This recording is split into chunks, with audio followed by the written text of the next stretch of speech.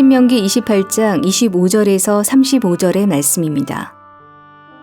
여호와께서 내 적군 앞에서 너를 패하게 하시리니 내가 그들을 치러 한 길로 나가서 그들 앞에서 7길로 도망할 것이며 내가 또 땅의 모든 나라 중에 흩어지고 내 시체가 공중의 모든 새와 땅의 짐승들의 밥이 될 것이나 그것들을 쫓아줄 자가 없을 것이며 여호와께서 애굽의 종기와 치질과 괴혈병과 피부병으로 너를 치시리니 내가 치유받지 못할 것이며 여호와께서 또 너를 미치는 것과 눈머는 것과 정신병으로 치시리니 맹인이 어두운 데에서 더듬는 것과 같이 내가 백주에도 더듬고 내 길이 형통하지 못하여 항상 압제와 노략을 당할 뿐이리니 너를 구원할 자가 없을 것이며 내가 여자와 약혼하였으나 다른 사람이 그 여자와 같이 동침할 것이요 집을 건축하였으나 거기에 거주하지 못할 것이요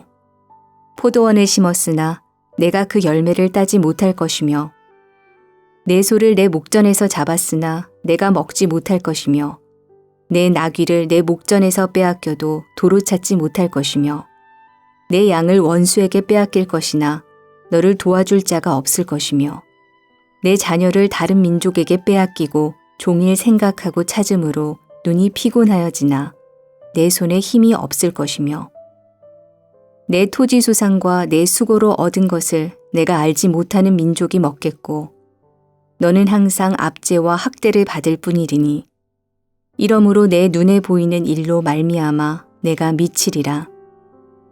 여호와께서 내 무릎과 다리를 쳐서 고치지 못할 심한 종기를 생기게 하여 발바닥에서부터 정수리까지 이르게 하시리라.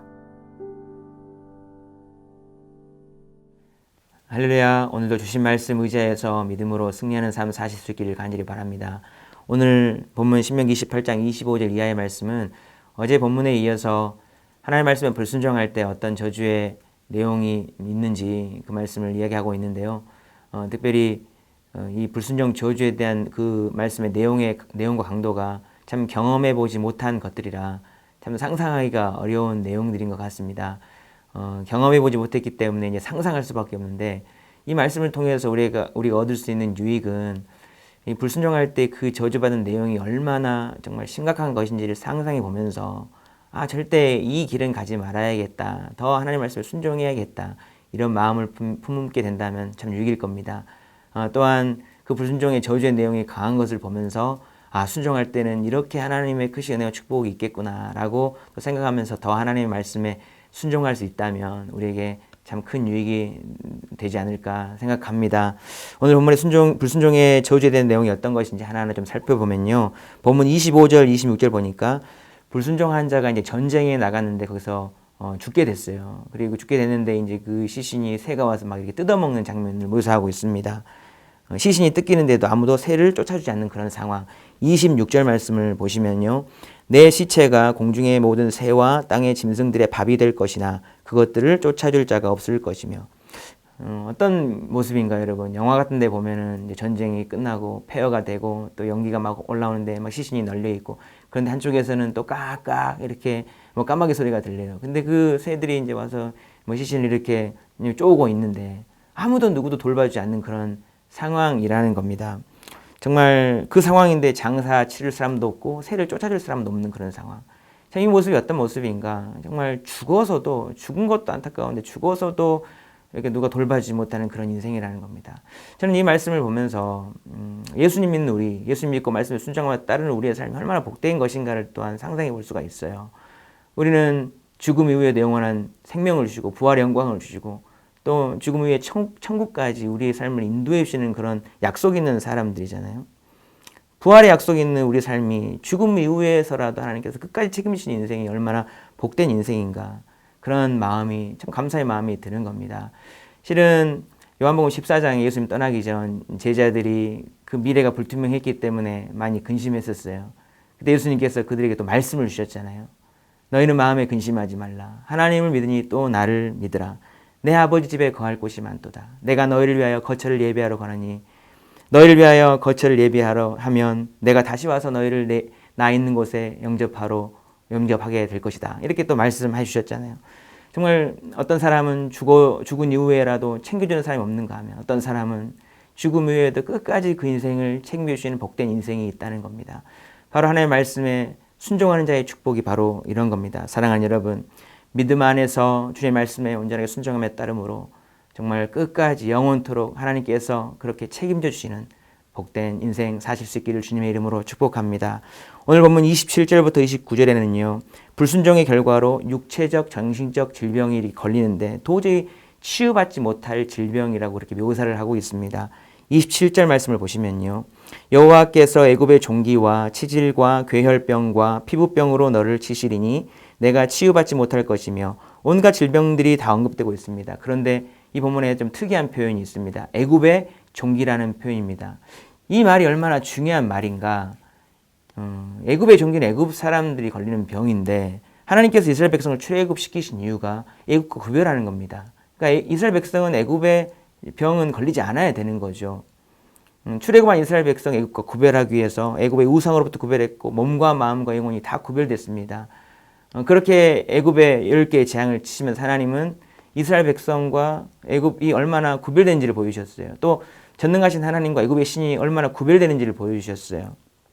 그 출애굽 10개의 재앙의 마지막 재앙이 장자 죽음이었잖아요. 장자 죽음, 이스라엘 백성의 장자와 애굽의 장자를 또한 구별시키셨습니다.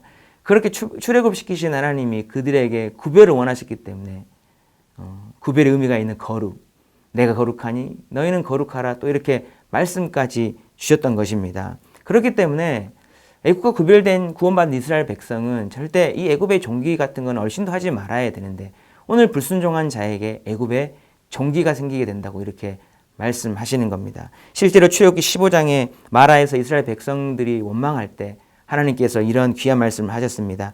출애굽기 15장 26절 말씀을 읽어드립니다. 이르시되 너희가 너희 하나님 여호와의 말을 들어 순종하고 내가 보기에 의를 행하며 내 계명의 길을 기울이며 내 모든 규례를 지키면 내가 애굽 사람에게 내린 모든 질병 중 하나도 너희에게 내리지 아니하리니 나는 너희를 치료하는 여호와임이라. 아멘. 이 말씀에 보면은 하나님 말씀에 순종하면은 애굽 사람에게 내린 질병 중 하나도 내리지 않는다. 하나님은 치유하시는 여호와 라파 하나님이다라고 이렇게 말씀했습니다. 당연히 그 말씀에 순종을 따라갈 때 애굽과 구별되기 때문에 이 애굽의 질병은 하나도 걸리지 않아야 된다는 것입니다. 단순히 하나님의 말씀을 순종하는 것은 말씀을 어기고 어기지 않고의 문제가 아닙니다. 하나님 편에 서는가, 애국과 구별되는가, 이런 중요한 문제라는 겁니다. 사랑하는 여러분, 우리 하나님 여호와는 치유의 하나님이십니다. 애굽의 질병 중 하나도 내리기를 원하지 않으신 하나님이십니다. 그 치료의 비결이 무엇인가? 바로 구별되는 겁니다. 구별의 가장 핵심은 바로 하나님의 말씀에 순종하는가 그렇지 않는가입니다. 사랑하는 여러분, 하나님의 말씀에 온전하게 순종하심으로 애굽의 재앙이나 질병이 하나도 옳지 못하는 그런 구별된 복된 하나님의 자녀들의 삶이 될 수 있기를 주님의 이름으로 축복합니다. 오늘 보면 31, 32절에 보면 하나님의 말씀에 불순종하게 된다면 힘 하나 쓰지 못하고 소유물을 또 다 뺏기게 된다고 그렇게 말씀하시는데 31, 32절 말씀을 같이 보겠습니다. 내 소를 내 목전에서 잡았으나 내가 먹지 못할 것이며 내 나귀를 내 목전에서 빼앗겨도 도로 찾지 못할 것이며 내 양을 원수에게서 빼앗길 것이나 너를 도와줄 자가 없을 것이며 내 자녀를 다른 민족에게 빼앗기고 종일 생각하고 찾음으로 눈이 피곤하여 지나 내 손에 힘이 없을 것이며. 아멘. 이 불순종의 결과가 소나 양이나 이 모든 소유들, 심지어는 자녀들까지도 그렇게 빼앗기게 된다고 말씀한 겁니다. 근데 빼앗기게 되는데 아무도 도와줄 사람이 없다. 사랑하는 여러분, 소중한 것을 한번 잃어보셨습니까? 돈 얼마 정도 잃어버려도 정말 아깝잖아요. 근데 소중한 것들을 다 잃어버리면 얼마나 안타깝겠습니까? 제가 이 말씀을 읽으면서 10계명의 말씀이 생각났어요.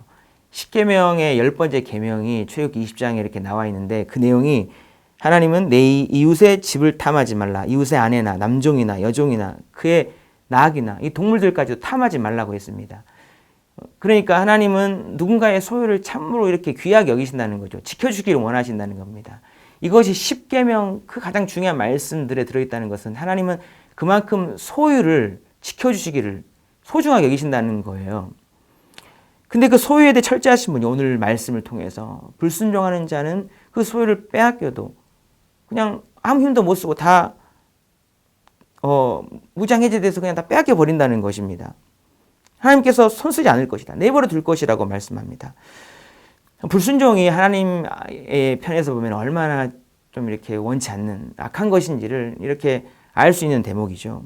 사랑하는 여러분, 우리의 소유물들, 가장 소중한 것들을 지켜내기 위해서는 힘이 있어야 됩니다. 내가 어떤 힘이 있다면 나보다 더 큰 힘이 오기 전에는 빼앗기지 않을 겁니다. 그러나 이 세상 가운데서는 우리의 소중한 것들을 빼앗으려는 막강한 힘들이 있잖아요.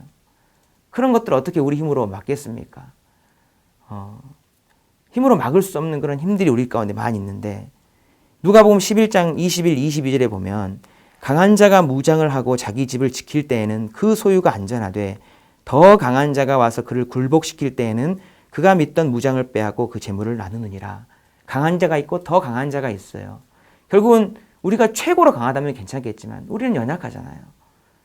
우리의 소유를 빼앗으려고 찾아오는 어떤 강한 힘보다 더 강한 자가 막아줘야지, 지켜줘야지 우리는 안전할 수가 있는 겁니다. 그런데 전능하신 하나님께서 순종하는 자에게 울타리가 되어주시고 지켜주신다고 말씀하시는 겁니다. 불순종하는 자는 그 강한 자가 와서 빼앗가도 어떻게 손쓸 수 없다. 하나님이 지켜줄 근거가 되지 못한다고 그렇게 말씀하시는 겁니다. 사랑하는 여러분, 시편 127편 1절에 여호와께서 집을 세우지 아니하시면 세우는 자의 수고가 헛되며 여호와께서 성을 지키지 아니하시면 파수꾼이 깨어 있음이 헛되도다고 했습니다. 전능하신 하나님께서 지켜주신다면 안전한 겁니다. 세상에 가장 안전한 자리가 바로 하나님께서 지켜주시는 자리입니다. 그 자리가 바로 어떤 자리인가? 하나님께서 지켜셔야만 하는 그런 근거를 마련하는 자리. 바로 우리가 하나님의 말씀에 순종하며 따라갈 때에 그 자리가 바로 하나님이 지키시는 자리라고 말씀하시는 겁니다. 사랑하는 여러분, 하나님의 말씀에 순종하며 따라가심으로 죽어서도 하나님께서 지켜주시는 사람, 애국과의 모든 재앙으로부터 구별된 그런 사람, 하나님께서 전능하신 하나님께서 지키셔서 우리 모든 소유가 안전한 지킴받고 보호받는 그런 복된 사람으로 살아가실 수 있기를 주님의 이름으로 축복합니다. 기도하겠습니다. 사랑의 하나님 아버지, 오늘 본문 말씀에 불순종에 대한 참 안타까운 결과들을 교훈 삼아서 더욱더 하나님의 말씀에 순종하는 자로 살기로 결단하는 은혜가 있게 하여 주시옵소서. 주님의 말씀에 순종함으로 영원토록 하나님의 보호하심 안에 있는 인생, 애굽의 질병이 얼씬도 못하는 인생, 전능자 하나님께서 우리를 지켜주시는 귀한 인생으로 살아가게 복 내려 주옵소서. 귀하신 하나님께서 오늘 하루도 은혜로 함께하여 주시기를 간절히 원하오며 예수님의 이름으로 기도드리옵나이다. 아멘.